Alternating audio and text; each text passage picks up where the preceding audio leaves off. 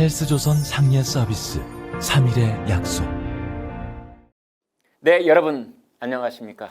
어제 전국적으로 많은 눈이 내렸습니다. 어제 퇴근길, 오늘 아침 출근길, 서울과 수도권에서는 거의 전쟁을 치르듯 했습니다. 어제 일기예보를 보니 한 언론이 소낙눈이라는 표현을 썼더군요. 소낙비 대신에 소낙눈이라고 했습니다. 생소하지만 입에 웃음을 머금게 하는 단어였습니다.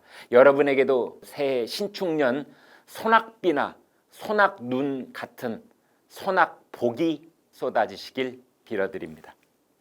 정치는 다른 거 쓸데없습니다. 결국은 선거입니다. 선거를 이겨야 남의 정치가 아닌 내 정치를 할 수 있기 때문이지요. 정치와 관련된 모든 행위들은 결국 선거로 귀결됩니다.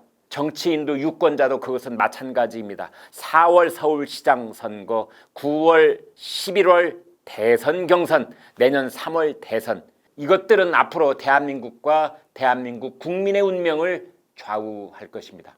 내년 대선이 너무도 중요하다는 것은 다들 알고 있습니다. 그러나 여당도 야당도 내년 대선을 아무리 열심히 준비한다고 한들 석 달 뒤 서울시장 선거에서 지면 말짱 소용없습니다. 물론 과거에는 서울시장 이기고 다음 선거를 망치는 경우도 있었고, 반대로 서울시장 졌으나 다음 선거를 승리로 장식한 경우도 있었습니다. 그러나 이번에는 많이 다릅니다. 민주당의 고 박원순 씨가 내리 3선에 성공했던 서울시장 자리이니만큼 야당이 이번 보궐선거를 뒤집지 못하면 대선까지 그대로 밀려버릴 수 있다는 위기감이 팽배한 것 같습니다. 최근까지 치러진 5차례 여론조사에서 서울시장 후보 적합도를 물었을 때 부동의 1위는 안철수 국민의당 대표였습니다. 가히 안철수 돌풍이라고 불러도 좋을 만큼 1위 자리를 휩쓸었다고 해도 과언이 아닙니다. 게다가 2위를 차지하고 있는 예비 후보인 민주당 박영선 중기부 장관을 많을 때는 10%포인트 선까지 앞지르고 있습니다. 선거가 코앞이기 때문에 이변이 없는 한 안철수 서울시장 당선은 따놓은 당상처럼 보일 수도 있습니다. 그러나 이것은 안철수 대표와 여권 후보 한 사람이 결선 투표처럼 1대1로 붙었을 경우를 말합니다. 만약 안철수 대표와 국민의힘 후보가 단일화를 이루지 못하고 제각각 출마한 반면 여권 후보가 단일화를 이룰 경우에는 얘기가 달라집니다. 서울시만 따로 떼놓고 보면 여당 쪽이 유리한 상황이 한두 가지가 아닙니다. 우선 민주당은 서울시 지지율 30%대, 국민의힘은 20%대에 머물러 있습니다. 여기에 열린민주당 지지율도 5%쯤 됩니다. 더불어민주당과 열린민주당을 합하면 거의 40%를 유지한다고 봐야 합니다. 최근 안철수 대표는 한 인터뷰에서 이렇게 말했습니다. 국민의힘 지지층만으로는 안 됩니다. 민주당도 싫지만 국민의힘에도 손이 안 간다. 그러시는 중도와 합리적 진보층 표가 와야만 이길 수 있습니다. 제가 국민의힘에 입당하면 그 표들이 이탈할 텐데 어떡할 겁니까? 그보다 선거 전문가들이 볼 때는 서울시장 선거에서는 야권 후보가 여권 후보에 비해 치명적인 약점을 갖고 있다고 할 수 있습니다. 이번 4월 선거는 보궐선거입니다. 보궐선거의 큰 특징 중에 하나는 투표율이 높지 않다는 것입니다. 정치적으로 아무리 그 중요성을 강조한다고 해도 그것은 정치인들의 생각일 뿐이고, 보궐자가 붙은 선거에서 유권자들에겐 아무래도 투표율이 떨어진다고 봐야 합니다. 투표율이 떨어지면 어떻게 될까요? 그렇습니다. 그땐 오로지 조직이 말을 합니다. 조직을 동원하고 운영하는 능력이 있어서 야당은 여당에게 족탈불급입니다. 정치인도 유권자도 자주 잊어버리곤 하는 현실이 있는데요. 서울시에는 종로구, 용산구, 서초구 같은 모두 25개의 구가 있습니다. 2014년 지방선거 때에는 20대 5로 민주당 압승이었습니다. 2018년 6.13 지방선거 때는 민주당이 25곳 구청장 중에 24곳을 싹쓸이했습니다. 민주당이 동원할 수 있는 조직력이 얼마나 막강할지 정말로 미루어 짐작할 수 있고 안 봐도 비디오입니다. 서울시 25개 구청장 중에 서초구를 제외한 전 구청장이 여당 쪽이라면 민주당 후보를 도와줄 수 있는 선심성 정책과 현금 풀기 정책은 창고에 산처럼 쌓여 있다고 해도 과언이 아닙니다. 지금 야당 쪽 후보가 여당 쪽 후보를 20%포인트 격차로 앞서고 있다고 해도 결코 안심할 수 없는 형편입니다. 실제로 그런 과거 사례가 있었습니다.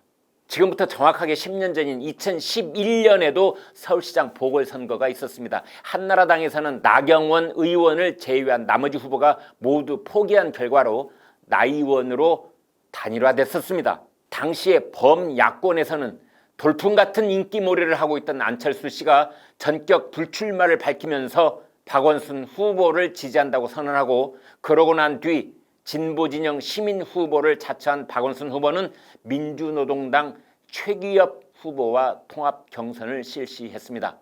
민주당 쪽에서는 4명이 경선을 치른 끝에 박영선 의원이 후보로 선출됐죠. 만약 그 당시에 나경원, 박원순, 박영선 이렇게 3사람이 3파전을 벌였다면 결과는 박원순 당선이 불가능했을지도 모릅니다.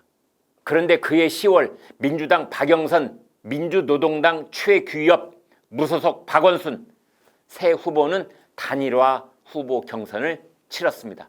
3만 명 선거인단 중에 60%라는 투표율을 기록하면서 흥행에 성공했습니다. 그 결과 기호 10번 무소속 박원순 후보가 기호 1번 집권당 나경원 후보를 꺾는 기염을 토했습니다. 득표율이 박원순 후보 53.4%, 나경원 후보 46.2%로 갈렸습니다. 당 바깥에 있었던 시민운동가 박원순 후보, 그때까지 본인 표현처럼 돈도 없고 조직도 없고 존재감마저 미미했던 박원순 후보가 집권당 기호 1번을 눌러 이긴 것입니다. 자, 오늘의 결론은 이것입니다. 이런 상황 속에서 국민의힘에서는 오세훈, 나경원 두 사람이 안철수 대표와 끝까지 맞서든 단일화의 과정을 거치든 일단 당선권 경쟁력을 갖춘 예비후보라고 볼 수 있습니다. 그렇다면 오늘의 결론, 그것은 안철수 대표가 국민의힘에 입당할 것인가, 아니면 제3당 후보로 끝까지 경선을 치를 것인가 하는 문제입니다. 5차례 여론조사에서 넉넉히 1위 자리를 지키고 있는 안철수 후보지만 국민의힘에 입당해서 다른 후보들과 함께 예선전부터 치를 것인가, 아니면 오세훈이든 나경원이든 국민의힘 후보가 결정된 뒤에 단일화 절차를 밟을 것인가. 이 점에 대해 안철수 대표는 직접 이렇게 말했습니다. 지금 거론하기에는 부적절합니다. 1월은 일단 정책으로 경쟁해야 합니다. 그리고 여당에서 누가 나올지도 지켜봐야 합니다. 단일화 논의는 2월쯤에 하는 게 어떨까 합니다. 네, 이 말은 본격적인 단일화 논의는 2월 12일 설날이 지나고 난 뒤에 해야 정치적 효과가 제대로 발휘될 수 있을 것이란 판단입니다. 또한 지금 국민의힘에서 공식적으로 출마 의사를 밝힌 사람이 모두 7사람이지만 그보다는 안철수 대표 입장에서는 나경원, 오세훈 두 사람이 어떤 공식적인 세리머니를 거쳐 출마 선언을 할 것인지를 지켜보겠다는 뜻입니다. 안철수 대표는 공정한 단일화 룰을 정해야 한다는 입장을 거듭 강조하고 있습니다. 여기서 공정한이란 표현에 주목해야 합니다. 또 하나 안철수 대표는 단일화 결과 야권 후보로 누가 결정되든 반드시 승복해야 한다는 점을 못 받고 있습니다. 왜냐하면 과거 선거 때마다 최종 경선이 끝나고 나면 경선 룰에 불만을 가진 당선권 후보가 당을 뛰쳐나가거나 경선 약속을 깨고 제3당 후보 혹은 무소속 후보로 나섰던 경우가 너무 많기 때문입니다. 그렇게 해서 3파전, 4파전을 치르게 되면 야당이 여당을 이길 가능성은 점점 희박해지는 것이지요. 지금 현재로서는 후보 단일화 경선 때 국민의힘의 당원 지지율은 거의 무시하고 오로지 서울시 일반 유권자의 여론조사 100%로 후보를 결정하는 쪽으로 경선 룰이 굳어지고 있는 분위기입니다. 그러나 김종인 국민의힘 비대위원장은 안철수 대표의 1위 독주에 대해 의미 없다고 일축하고 있습니다. 서울시장은 늘 얘기해오던 대로 당에서 가장 적합한 후보를 만드는 게 내 책무다. 단일화는 그 다음에 해야 하는 문제다. 네, 그렇습니다. 김종인 위원장은 일단 안철수 후보는 쳐다보지 않고 국민의힘이 독자 후보를 내서 서울시장 선거를 이기겠다는 취지입니다. 만약 국민의힘에 9명 후보군이 현재는 분산돼 있지만 그들이 단일화를 해서 한 사람으로 압축되면 안철수 후보를 누르게 될 것이란 생각입니다. 그래서 김종인 위원장은 이렇게 말하고 있습니다. 안철수가 정말 단일화하고 싶다면 우리 당에 들어와 경선하라고 해라. 그러나 어제 6일 김종인, 안철수 두 사람이 다시 한번 만났다고 합니다. 두 사람이 독대한 자리에서 전격적인 합의가 이루어졌을 수도 있습니다. 안철수 대표의 국민의힘 입당과 관련된 전제 조건 같은 것이 합의될 수도 있었을 것이고 그런 논의가 급물살을 탈 경우 야권의 분위기는 완전히 달라질 것입니다. 오세훈 전 서울시장은 기자회견에서 안철수 대표가 입당하면 나는 불출마하겠다고 밝혔습니다. 오세훈 전 시장은 오래전부터 대권 도전에 뜻을 굳힌 만큼 이런 결심도 어렵지는 않았을 것입니다. 자, 여러분은 어떻게 보십니까?